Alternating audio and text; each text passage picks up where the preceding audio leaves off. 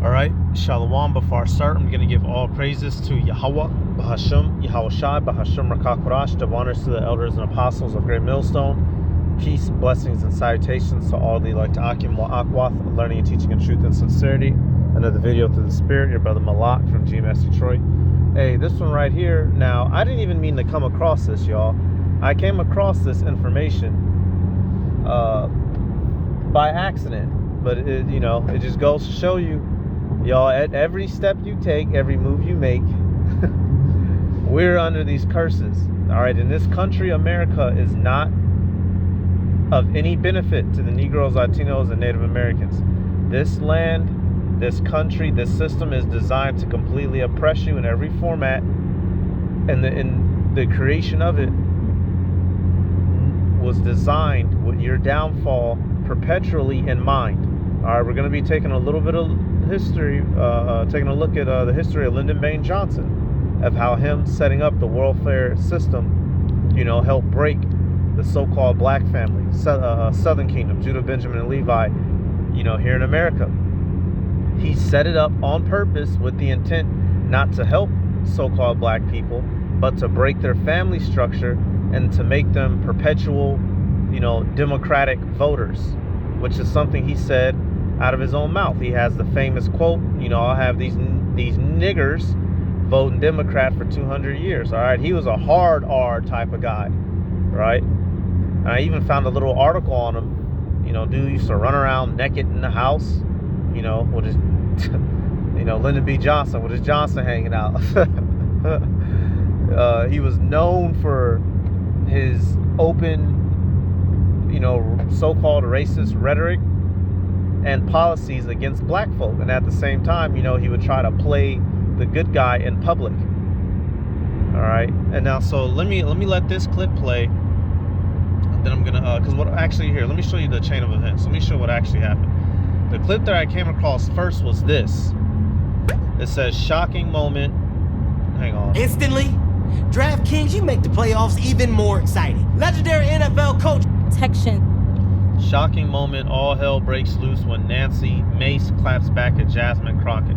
So apparently these two get to arguing, and the black woman goes to, I guess, give a shout out to Lyndon B. Johnson, right? And so I'm looking in the comments, and, people are bickering and having a back and forth. But I see one of these comments that's interesting. It says, what? An African American applauding LBJ, Lyndon B. Johnson, a former president, mind you, one of the presidents of the United States, applauding LBJ is amazingly ignorant. If you really knew who LBJ was, right? 1,000 likes.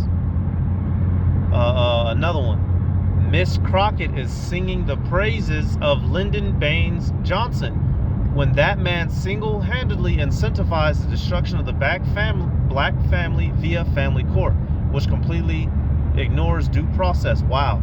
So I said, okay, I need to see what's going on, right? Because, hey, you hear certain things repeated throughout the years, so it's good to actually go into them, to narrow things down. Who actually set up certain laws? Who actually was instrumental in doing this and doing that? And come to find out, I'm gonna have to I've already made another addition to the list, y'all. What is the list? The list of laws and policies that this man has set up intentionally against us. All right, actions he's taken against us. This is a whole list I keep locked and loaded, right? Lynching, sharecropping, Torrance title, highway segregation, redlining, sunken cities, sundown towns, property tax, suburbs, and I just had to add Lyndon B. Johnson and the Great Society program. Come to find out, this cocksucker is the one who signed off on the civil rights About bill. it, but you're right. But did he do it because he wanted black people to have equality with white people? No. It was to break your family structure down, to have complete control over you perpetually. Why? Because they're the Edomites and we are the Israelites. And this is a part of the curses. All right, so let me let this play, man. Hold up. Let me get a scripture. They pretend to be your friend, y'all, but they are not our fucking friends. They'll pretend like they care. They'll sign laws. They'll get up on an interview and yell at other Edomites to tell them not to be bigoted, just so they can pull you in and lure you the fuck in. and then destroy you when it's all said and done. Let me get, is it 12 or is it 19? I believe it's the one in 19. The one in 12 lets us know as well, but I believe, yeah, okay, yep. Sirach 12 and 10, never trust thine enemy, for like as an iron rusteth, so is his wickedness, right? Never trust your enemy. Hey, what Malcolm say in that interview? He said, I don't care if, he says, I'm not going to ignore the one, what'd he say?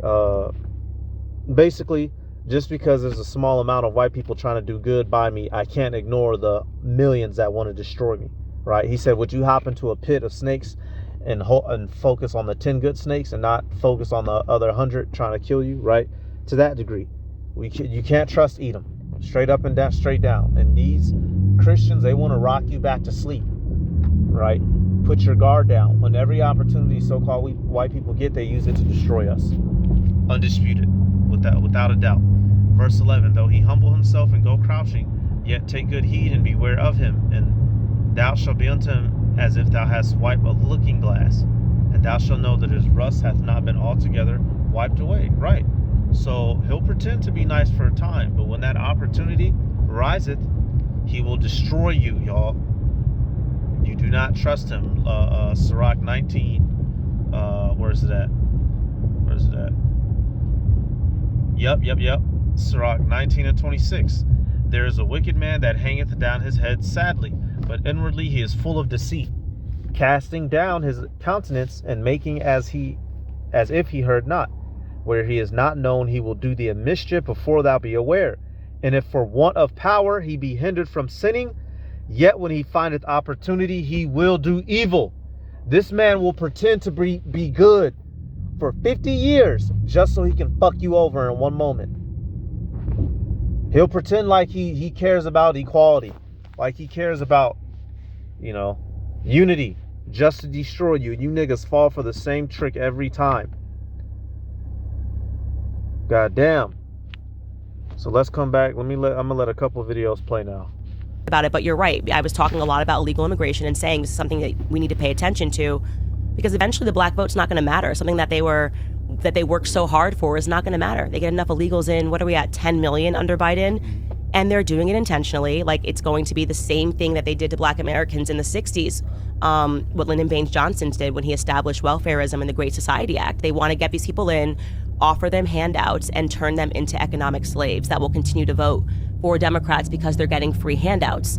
And it's incredibly racist, first and foremost, but because black Americans are still, a lot of black Americans, I should say, are still living under this deception that Lyndon B. Johnson was a good president, even though he was an avowed racist. I mean, he hated black people. I mean, one of the, so many times, hard R referring to us as the N-word. I'll have those N-words voting Democrat for the next 200 years. And this man is being hailed as a... And that's a famous quote that he said. That is a famous quote that one of your presidents said. A Christian, right?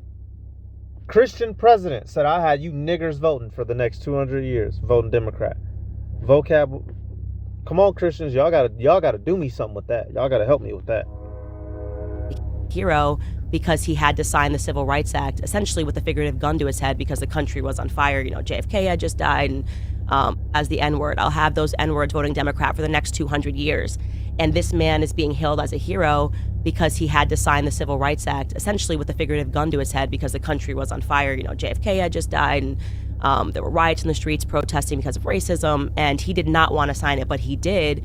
And with the other hand, he signed the Great Society Act and incentivized welfareism and, programs to incentivize not marrying black men. To think that we had government agents knocking on the door, going into the homes of black women and being like, there better not be a man that lives here. We're just here to check to make sure. If you want this check, dad can't be home.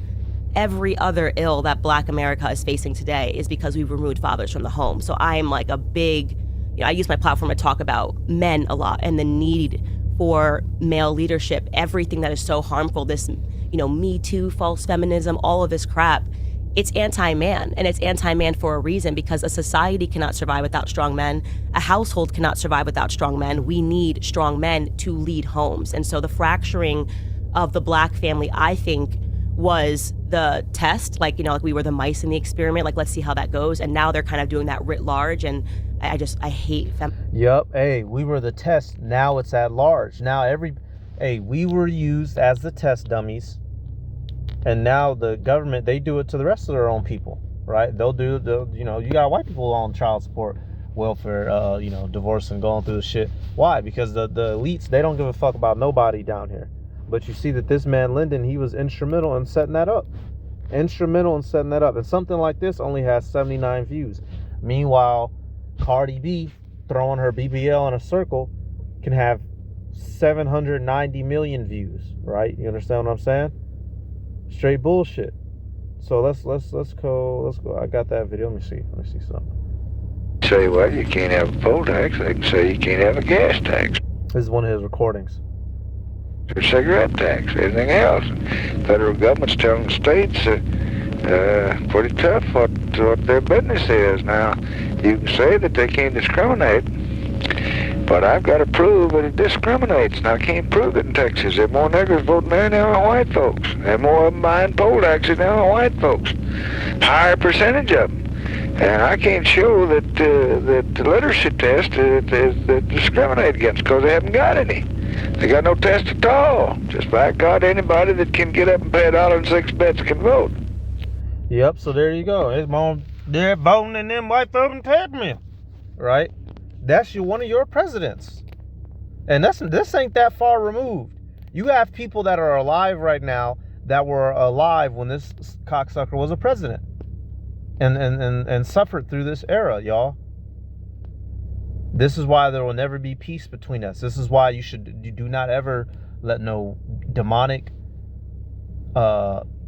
bigoted white Christian, Eurocentristic Christian come and try to reason you out of knowing that you're an Israelite. So-called Negroes, Latinos, and Native Americans. They do not sincerely care about you. They look at you from a position of superiority. You're a dumb, stupid nigga who doesn't know anything. You need to do what you're told and stay where you belong. And this is how we've been treated in this country. That is the history of this country. And no amount of Jesusing is going to make that go away. These people have set up an entire system to break you down, and it worked, which is why we're in this situation.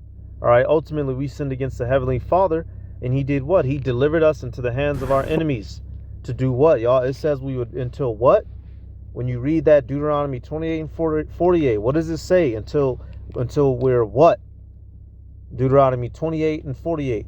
Therefore shalt thou serve thine enemies, which the Lord shall send against thee, in hunger and in thirst and in nakedness and in want of all things.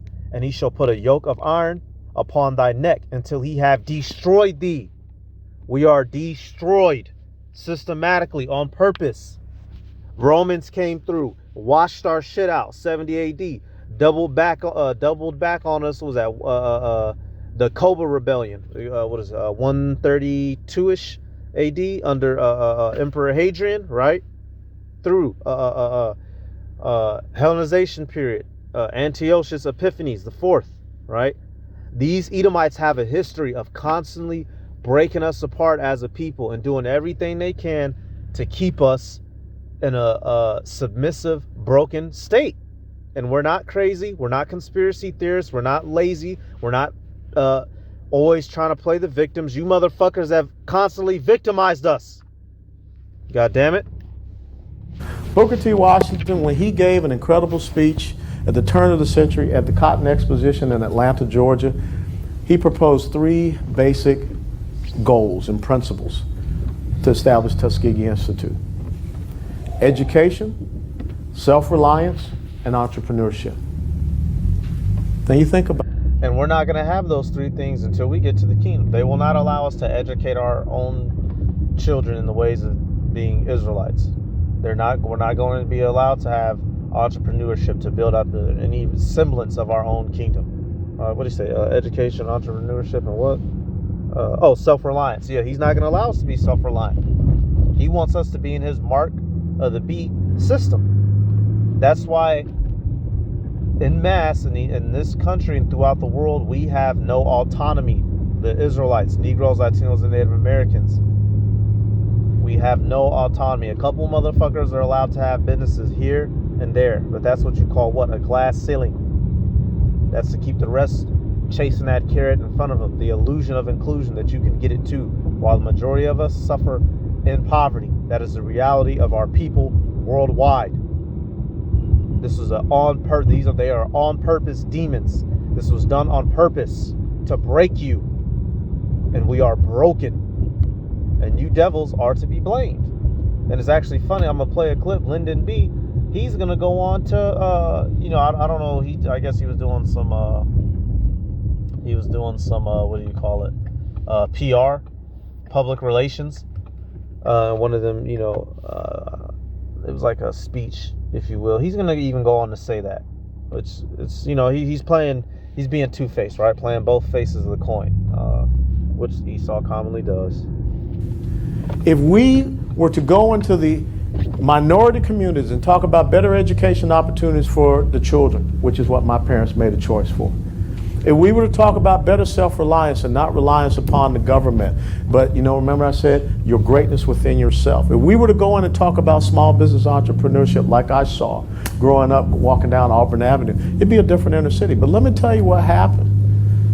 President Lyndon B. Johnson, Great Society programs, he came up with this goofy idea. Sounded good at the time. Goofy idea. Hey, yeah, even though this guy right here, he's a coon, but he's still a Jake. With an insult like that. Everybody thought it was great. That comes back to what Basquiat talks about: misguided philanthropy, legal plunder. Because he said that if a woman has a child out of wedlock, the government will provide her a check. And the government will continue to provide her a check for the children that she has out of wedlock. But here's the caveat.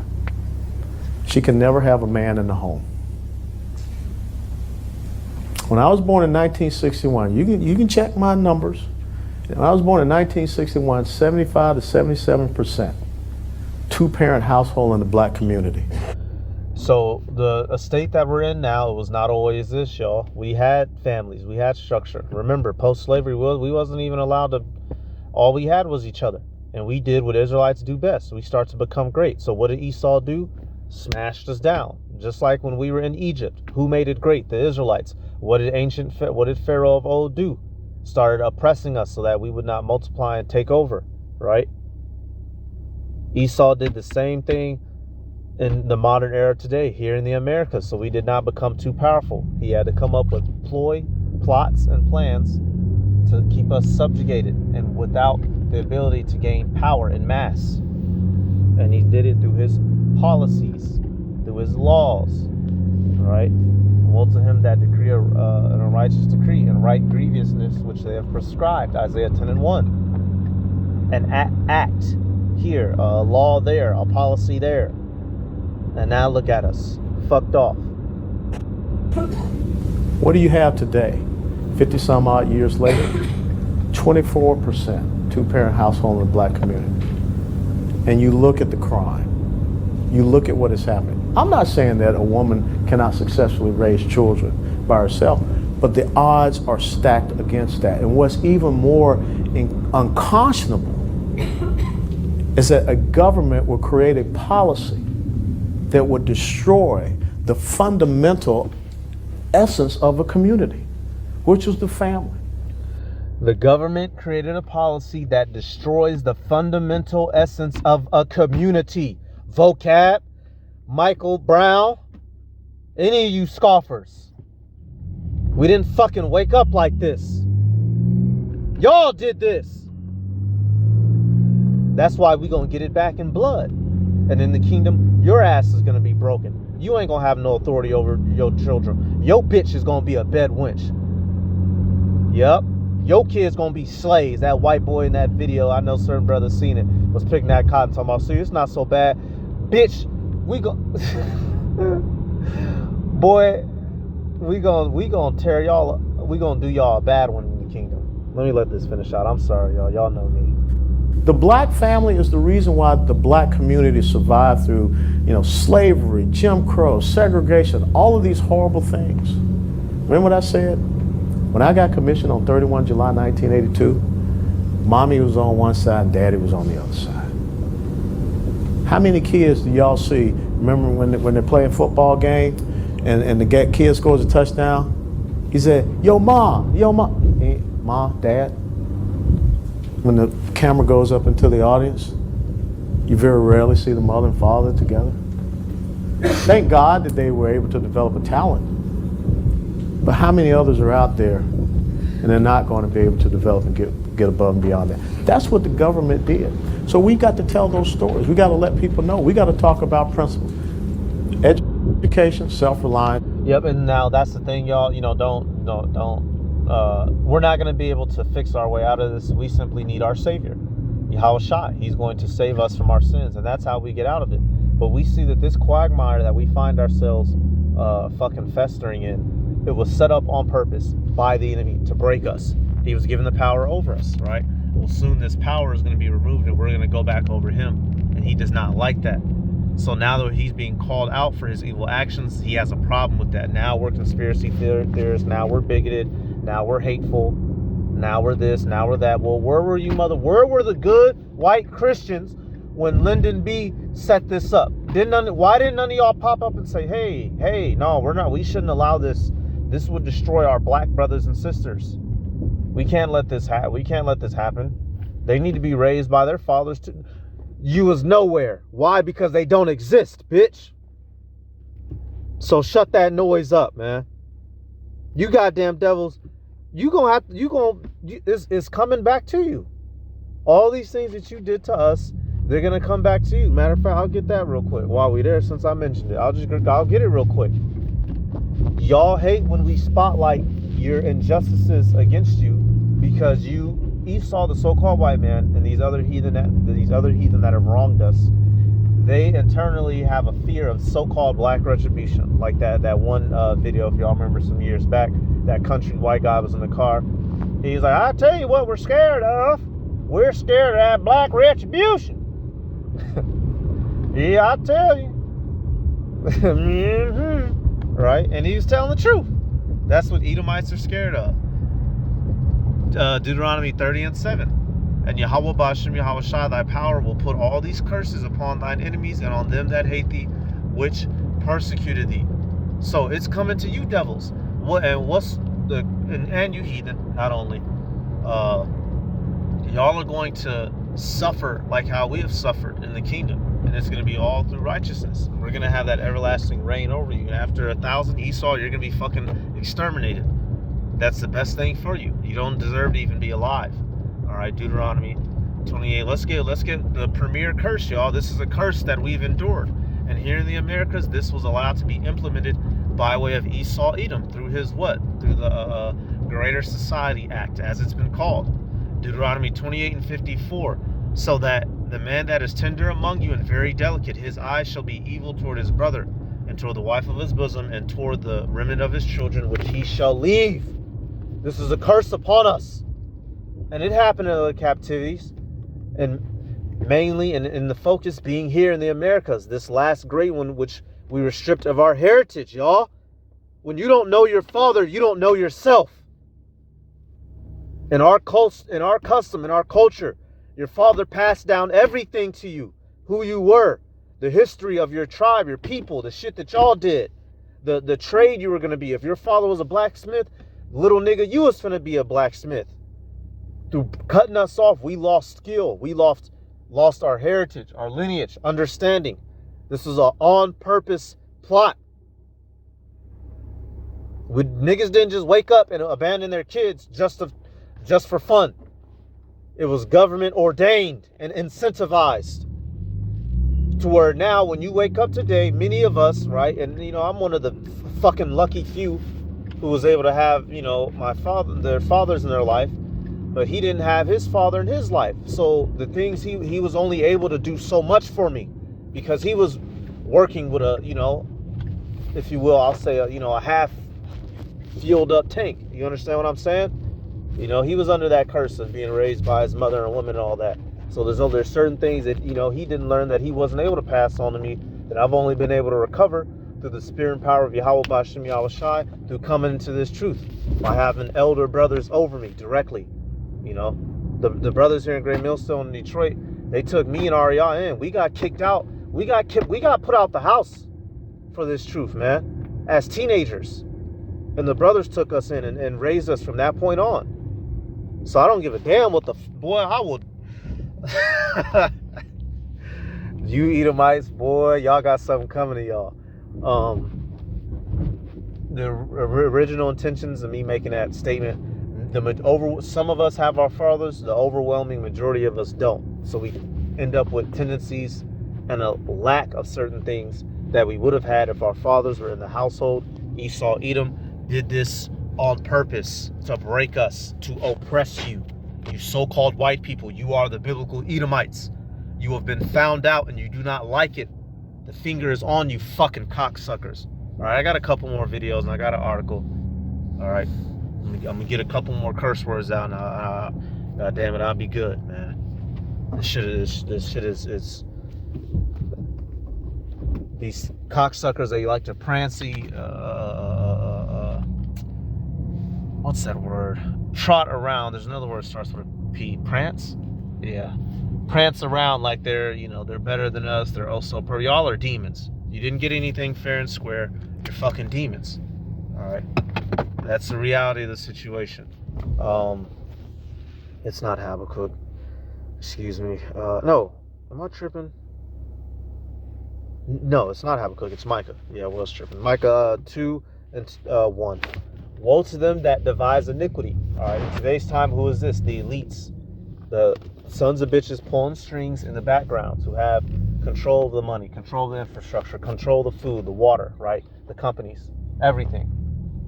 They have the ability to practice wickedness while you're at the work, while you're at the job, getting talked shit to by some son of a bitch who's half a foot, shorter than you. You could fucking smash him on his head and he couldn't stop you. It says, work evil upon their beds. When the morning is light, they practice it because it is in the power of their hand. And they covet fields and take them by violence, and houses and take them away. So they oppress a man in his house, even a man in his heritage. This is what Esau has done, and this is what he does. He oppresses people, takes rule over you through plots and means to destroy you, to gain an advantage. All right, let me get a little bit of this. When there's a strong connection between a therapist and a client, it's the type of shit that raise a nigga blood pressure, man. I can't go 2 hours in this godforsaken land without learning something new that just shoots my fucking blood pressure up, man. God damn. Let me let this one play. 65. But freedom is not enough. You do not wipe away the scars of centuries by saying now, you are free to go where you want and do as you desire and choose the leaders you please.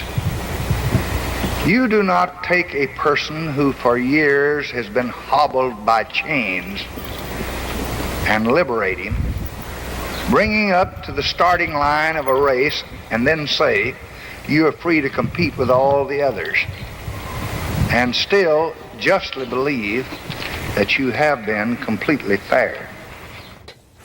It's pathetic. So right there, right now, that's Lyndon B. Johnson. He's talking from the standpoint as if he cares and if he's a good guy who, loves black folk. Well, we did this to y'all. We can't just let you, it's not fair to just drop you off in society, expect you to be on our level, right? Which this is something that, you would say when you're in, being logical and in your right mind. But Esau, he has remember, we have to go back some. The spirit that is in Esau is the spirit that's in Cain. What is Cain known for? Cain is a fucking murderer and he's a fucking liar. Cain lied to the heavenly Father, y'all. Am I my brother's keeper? Esau will lie. People underestimate Esau, Edom, the so-called white man's ability to lie. He will hire you. He'll let you fuck his daughter. I know, man. I worked with this dude, y'all. He at a particular company. He was an older cat, white guy, right? He was 40. Jake, he had a daughter that was in her 20s. His daughter was actually my age. She was in her 20s, and she was married to a fellow 40-year-old black guy. And he's all, man, do you think boy, that motherfucker is a hick from the. If you don't think he wanted to, if you don't think he didn't want to skin her alive, But he decided to play it cool, y'all. Esau will pretend like he's your friend. He will pretend like he likes you. He will pretend like he's cool with you. He will pretend like he will give a fake speech as if he cares about you and wants to right the wrongs done to you. And then he'll go sign a bill less than a year later to destroy your entire fucking people. That's the level of nefariousness we're dealing with. And a lot of you niggas are easily beguiled by a guy in a suit, right? A wave, they do that wave from standing out, sitting in a coupe, right, with the roof back, and they'll wave. And Jake be deceived off it all the time, all the damn time, man. Let me let this play. Lyndon B. Johnson. His quote is, if you want to convince the lowest white man he's better than the best colored man, he won't notice you're picking his pocket. Hell, give him somebody to look down on and he'll empty his pockets for you. Damn. True statistic. So y'all just heard that. I'm going to let this next one play too. Before LBJ and the Democrats and the Great Society Act, I always think, what happened to Black America? When I look at my grandfather's generation, they're all dressed well. The music was rich, talking about family, talking about love. People always tell me, you're not a part of Black culture. What Black culture do you think you're a part of, right? Because I was raised in a Black culture that was meaningful and was family-oriented, right? What I see today, the hip-hop music I'm listening to today, the gang stuff, that was not Black culture. Who convinced you that was Black culture? How did we get here? Well, you look back, and LBJ, when he established the Great Society Act, which was welfareism for America, at that time, the single motherhood rate in Black America was 23%. And they said, oh my God, it's an epidemic. 23% of Black... Damn, so they thought it was an epidemic back then, y'all. So if that was an epidemic, what we have now is fucking catastrophe. I'm talking about all out through. They done broke the barbarians and broke through the barriers. God damn it. Once again, these people, they'll put on the business suits, they'll get on the news, they'll quote statistics of this and that, and then they'll go in the rooms and they'll sign away things that are destroying you. And you niggas fall for it all the damn time. If you can convince, Lyndon B, that's a part of the Esau's plot. Now, granted, all Edomites are our enemies. Some of them, because of the fact that they grew up around us in these modern cities, right? Some of them will be nicer to you, right? A little white bitch will suck on your little pee-pee. The nigga think he done made it. They do not like you. In the elite, and certain times they'll influence the lesser peon Edomites to be nice to you. And certain times they'll influence them to crack your domes. Right now, it's profitable for them to, have that spirit of inclusivity. All right, DEI, diversity, something else, and inclusion, because they're trying to merge the world towards the NWO, right? Freakism, all this goofy shit. But back in the day, when the elite had them treating you niggas like dog shit, and it was to their benefit, so they could gain wealth and power. And men like LB was set up to get that ball rolling, to break you niggas down and to keep the power in their hands. This was not a mistake. This was not by chance. This was on purpose. Demons doing what they do. Keep the people in power, to keep the rich richer and the poor poor. How do you think Donald Trump was able to get all those poor people on his side when what his policies were not talking about anything to help the poor people? But he was able to get these poor people to believe in what he was talking about. Why? Because Lyndon B. Johnson said in 1965, if you could convince the lowest white man that he's better, Google it, that he's better than the best colored man, he won't even know you picking his pockets. In fact, he said, hell, have him somebody to look down on, give him somebody to look down on, and he'll give you everything he has. So the people in power think they care about racism, they care about that money. In which the elites do care about, they know that they're the seed of Esau, we're the seed of Jacob. They care about both, right? But they do love their lofty position, and they have their peons working under them. Got them playing the fiddle, and you niggas is being played. Hang on. Niggas is the fiddle, Esau is the motherfucker playing it, and the elites is the cocksuckers in the crowd enjoying the show, right? Shit. They're fooling all the people down here to keep us confused. They can keep their money. You can keep fighting and be in confusion. They can keep their money, you can keep fighting and being in confusion. And that's essentially the state that, where we're at now, right? Do I have another clip? Let me see, what's he talking about here? Perhaps most important, its influence radiating to every part of life is the breakdown of the Negro family structure. For this, most of all, and you broke it down. You see the guile. You broke it down, and yet he's speaking from the behalf of, oh, we got to do something about it. Nigga, you broke it down on purpose. And I'm gonna be ending with that article. He said some foul things in that article. You gonna see, y'all. He was a freakazoid too. Was running around in his house bucket naked, y'all. Come on, man. These people, y'all, they're fucking. There's a reason why the wicked man in the garden, he is referred to as a serpent, right? That's the spirit that he was coming in, an enchanter, a liar, right? Who inherited that spirit? Cain. Who inherited the spirit of Cain? Esau. That's how they move as a people, right? That's how they do. That's how they operate. And you niggas, you still haven't caught on. You still believe that he's a good guy because you see a commercial with, a McDonald's commercial or Ronald McDonald. Too easily fooled, y'all. Come on. white America must accept responsibility.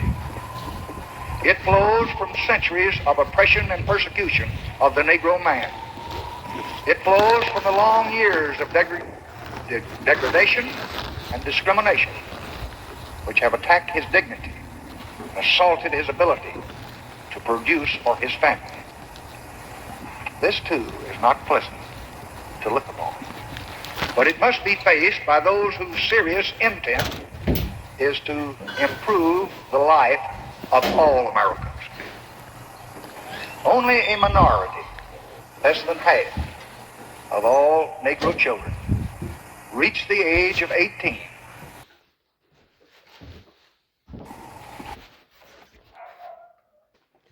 All right, so lucky y'all know me. I'm always on the move. So now let's go to that daggone article, man. Same fucking fiddle with these people. Right here. So did LBJ say I'll have those ends voting Democratic for 200 years? All right, and the short answer to this article is yes. They don't even straight up deny it. What they basically go on to do is to say, oh, well, he was known for saying things like that, so we don't find it hard to believe if he did say it. That's basically how this article wraps up. I'll read it down at the bottom. I'm not bullshitting you.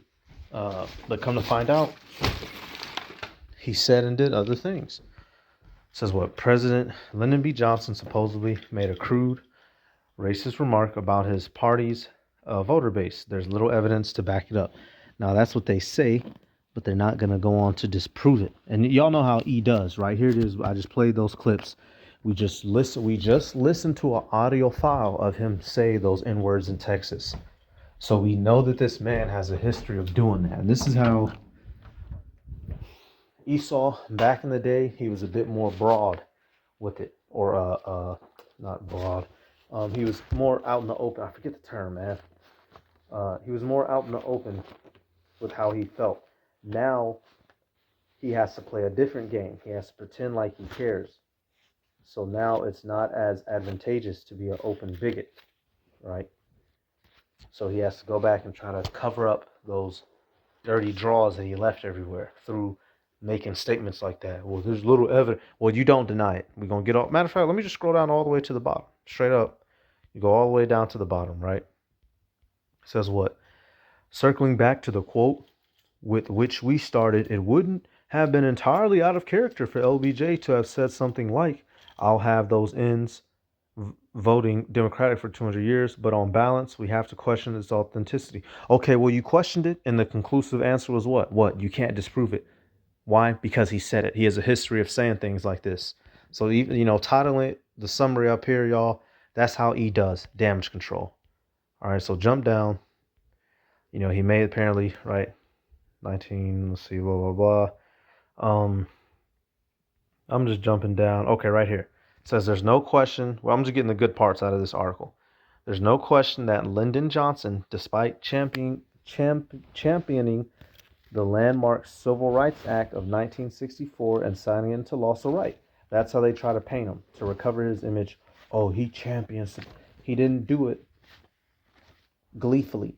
He did it under duress, like we learned from girl, I forget her name at the moment. Damn, how could I forget her name? The black girl, y'all. What's her name? Tracy something. Hold up now. I'm sorry, y'all. Wait a minute.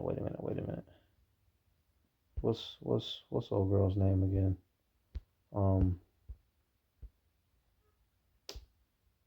About it, but you're right. I was Candace Owens, y'all. Candace freaking Owens, y'all. Candace Owens. I'm sorry. Says there's no question that Lyndon Johnson. Oh, okay. So yeah. So I'm sorry. So she, he didn't do it because he wanted to. He did it because the country was, in an uproar, and he did it to break the family and calm everybody back down. Right. That's the truth behind it all. It says was also a racist and notorious vulgarian. Damn, a vulgarian. They said this nigga was constantly vulgar, who rarely shied away from using the N-word in private. For example, he reportedly referred to the Civil Rights Act of 1957 as the N-word, hard R bill, in more than one private phone conversation with Senate colleagues.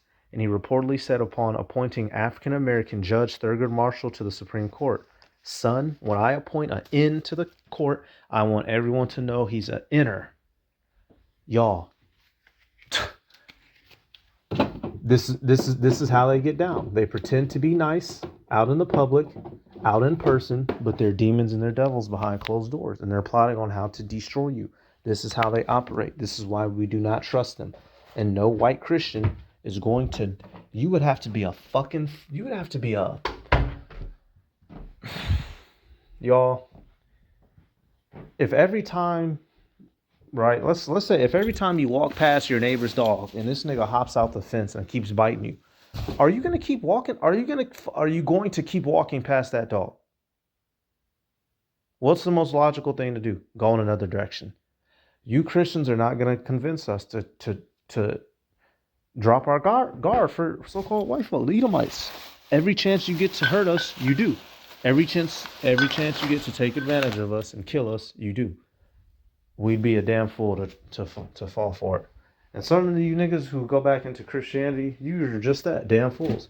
And when this society boils over, you're gonna find out how much they don't love you.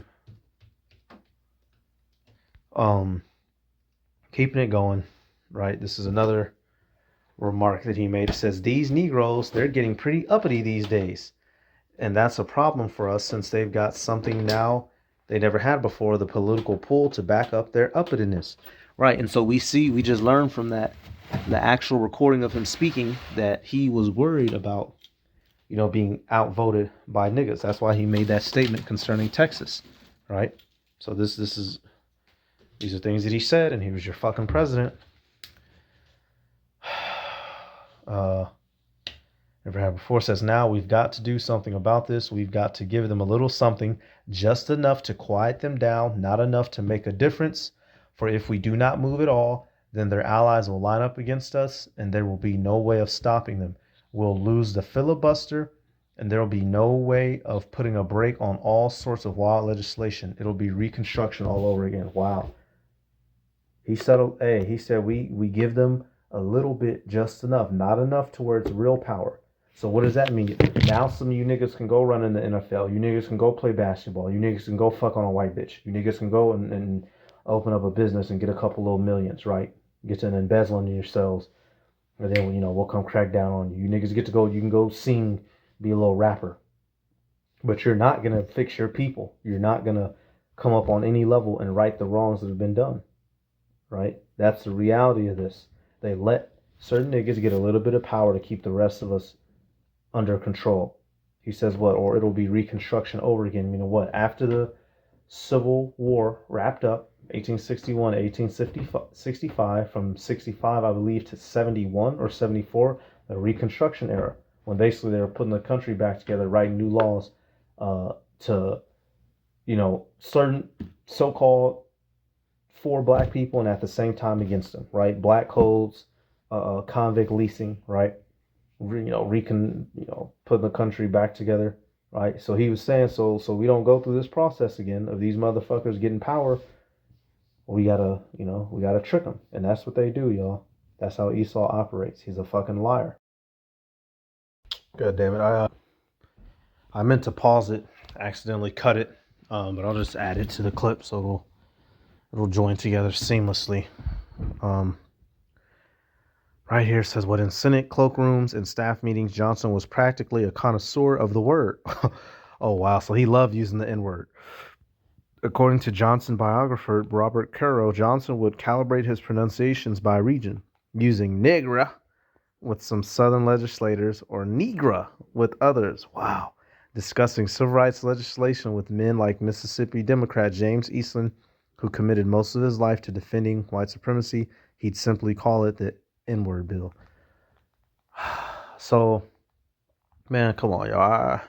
Y'all see what type of time this dude was on. This is something else.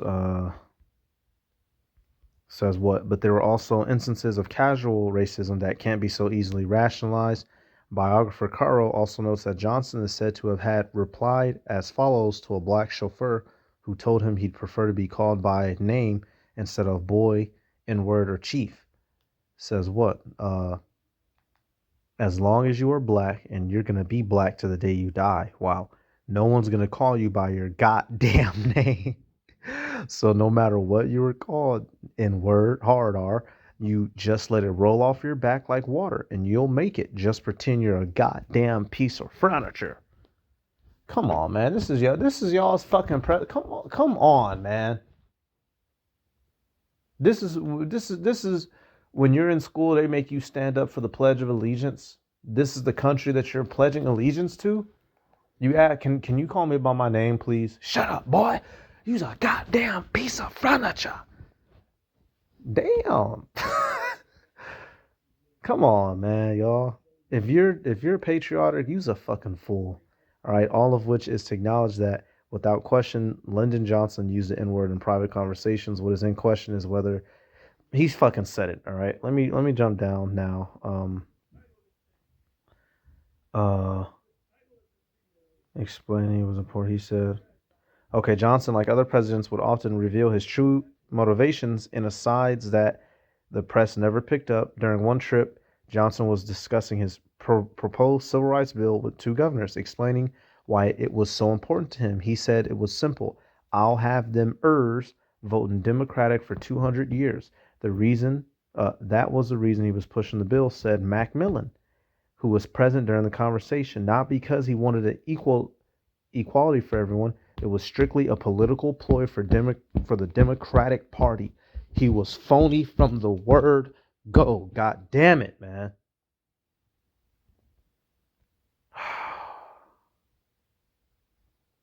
I'm gonna read this last little bit, man. You come to find out also that he liked to parade around naked. Let me get a scripture real quick, y'all. I mean, fuck, man. What else do I need to say? What else do I need to say? These people, they pretend to be your friend. They pretend to be nice, but they're demons and they're devils. Unlimited, man. Psalms 55 and 21. I'm just starting right at it. The words of his mouth were smoother than butter, but war was in his heart. His words were softer than oil, yet were they drawn swords. All right, and we use this scripture a lot dealing with Gad and Reuben, how Esau, beguiled them to get them out of the land and kill them off.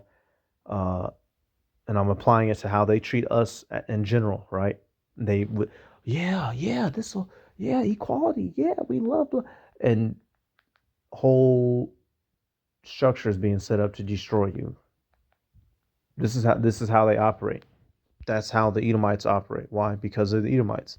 All right, one little last tidbit on this fucking son of a bitch, y'all, is what?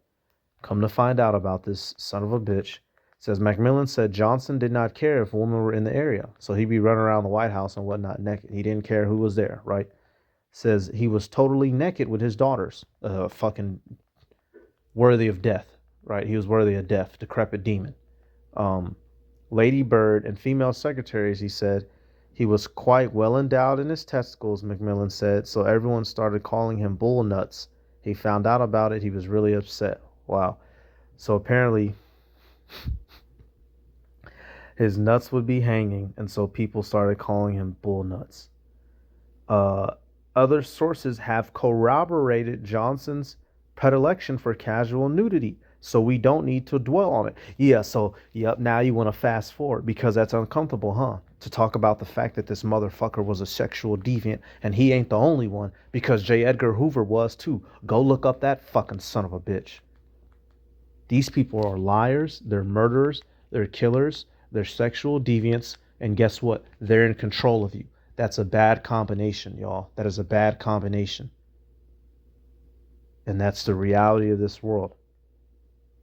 It says what? But the fact remains that not all of Ronald McMillan anecdotes were checked. It says check out, for example, Lucy Bain Johnson's flatly denied McMillan's claim that when she was a teenager, she once screamed at him to go find my N-word, her servant, and threatened to slap him if he didn't. And, you know, so of course she got called out on her using the N-word, and of course she's gonna flatly deny it. Why? Because she wants to maintain her reputation and her image. You know, that's what they're all demons. Oh well, he's a demon, but I'm not a demon. So why are you married to him? So you laying down bearing children to the nigga. Fuck out of here, y'all. Hey, do not let these Edomites, do not let these Christians, do not let coons convince you that you're wrong or crazy. We're right. These people are the demons. The Heavenly Father has set all this up. They're the Edomites. We're the Israelites. They're oppressing us. We're fulfilling prophecies. We have the truth, y'all, ultimately. Rest with us. Like it says in, what is that? To you who are troubled, rest with us in Thessalonians, y'all. We are not crazy.